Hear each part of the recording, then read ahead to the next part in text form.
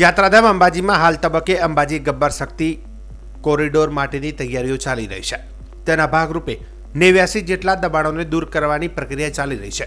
ત્યારે આ 89 જેટલા માલધારી સમાજના તેમજ અન્ય અસરગ્રસ્ત પોતાની વૈકલ્પિક વ્યવસ્થાની માંગ સાથે વિરોધ કર્યો હતો અને પોતે વિકાસની સાથે છીએ, પણ વૈકલ્પિક વ્યવસ્થા આપો તો અમે અમારા ઘર બહાર છોડી દેવા તૈયાર છીએ અને સાથે પ્રધાનમંત્રી આવાસ યોજનાનો લાભ આપવાની પણ માંગ કરી છે। જો કે આ સાથે આજે એસડીએમ, એસીપી, મામલતદાર સાથે પોલીસ કાફલો અસરગ્રસ્ત વિસ્તારમાં પહોંચ્યો હતો। માલધારી સમાજ તેમજ અન્ય અસરગ્રસ્ત લોકોને સાંભળ્યા હતા, જેમાં એકમાત્ર વૈકલ્પિક વ્યવસ્થા આપવાની માંગ કરી હતી। જો કે હાલમાં પ્રધાનમંત્રી આવાસ યોજના હેઠળ તાત્કાલિક અસરથી વિસ્થાપિત લોકોના સર્વેની કામગીરી શરૂ કરવામાં આવી છે। જો કે સમગ્ર મામલે અધિકારીઓએ પણ વૈકલ્પિક વ્યવસ્થા માટે હુંકાર પણ કર્યો છે, પણ તેના પહેલા આ દબાણદારોએ પોતાની જગ્યા ખાલી કરી દેવા પણ સૂચન કરવામાં આવ્યું હતું। પોલીસ અધિકારીઓએ પણ ઘર્ષણ ઉતર્યા વગર સરકારી કામગીરીને સહકાર આપવા ભલામણ કરી હતી, જ્યારે અવિસ્થાપિત લોકોએ પોતાને રહેવા માટે તેમજ ઘરનું સામાન મૂકવા માટે કોઈ જગ્યા ન હોવાથી પ્રથમ વૈકલ્પિક વ્યવસ્થાની માંગ કરી રહ્યા છે। આજે દાતા તાલુકામાંથી એસડીએમ સાહેબ, મામલતદાર સાહેબ અને અંબાજી પોલીસ સ્ટેશનના પીએ સાહેબ બધા જોડાયા હતા। અધિકારીઓનું કહેવું એવું છે કે તમારી મેં વૈકલ્પિક વ્યવસ્થા કરી આપીએ, તો અમારે બી અધિકારીને અમે રજૂઆત કરી કે અમારી વૈકલ્પિક વ્યવસ્થા થશે તો અમે શાંતિપૂર્વક અહીંથી ખાલી કરીને જતા રહીશું।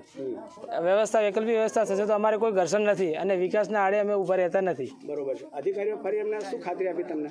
અધિકારીઓ કહેવાનું થાય કે અમે વ્યવસ્થાની વાત કરીએ છીએ, આગળ વાત ચાલુ છે, જો થશે તો તમારું કરી દઈશું। આ આવાસ યોજના માટે બી આપણે સર્વે ચાલુ કર્યો છે આ લોકોએ, એટલે આ ફોર્મ ભરાઈએ છીએ, પણ જ્યાં સુધી અમારું આ માંગણી પૂરી નહીં થાય ત્યાં સુધી ઘસવાનું કોઈ છે નહીં। જે વહીવટી તંત્રના ભાગરૂપે અને પોલીસ તંત્રના ભાગરૂપે સ્પષ્ટ થવું જરૂરી છે એ છે કે હવે આ જે ઘરો છે જેમને નોટિસ મળી છે એ બધા દબાણમાં છે, એ પુરવાર થઈ ગયું છે, જે આપ લોકો બી જાણો છો। અને હવે સંજોગો વશાત આપણે એ દબાણ જે છે એ દૂર કરવા પડશે, જેથી કરીને આગળનું કામ જે છે ને એ ચાલુ થઈ શકે। અને અત્યાર સુધી જે પણ આપણી વાતચીત થઈ છે એ મુજબ જેટલી જલ્દી તમે લોકો ખાલી કરીને અન્ય સ્થળે વિસ્થાપિત થઈ જશો એટલું જ તમને બી યોગ્ય રહેશે અને તંત્રને બી કામ કરવામાં આગળ મદદરૂપ થશે। મૂળ અત્યારે અમે ના નથી પાડી રહ્યા કે કઈ વ્યવસ્થા નહીં થઈ શકે।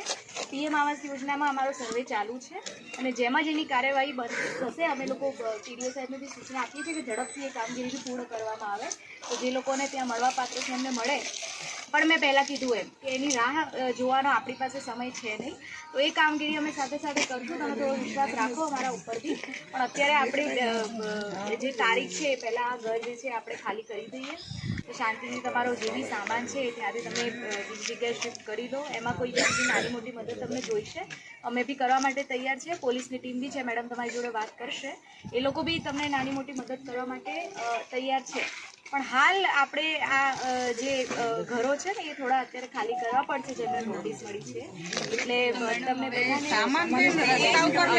काम भी सबको मिलके करना है।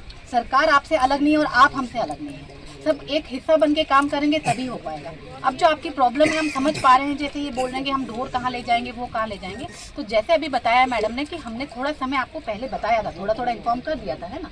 तो जब आपको प्रोसेस में जैसे हम भी बंधे में हैं कागजी, हमारी भी आप प्रॉब्लम समझिए कि हम कागजी का बंधे में हैं और आप भी बंधे में, बट ये प्रोसेस 2 महीने पहले धीरे धीरे आप लोगों को एक्सप्लेन कर दिया था कि ये इस तरीके से होना है, इस तरीके से होना है, हर बार आपको आके बताया गया है कि अब कैसे होना है। अब हमारा भी समझिए कि अब हमको धीरे धीरे इस काम को चालू करना है, वरना हो नहीं पाएगा।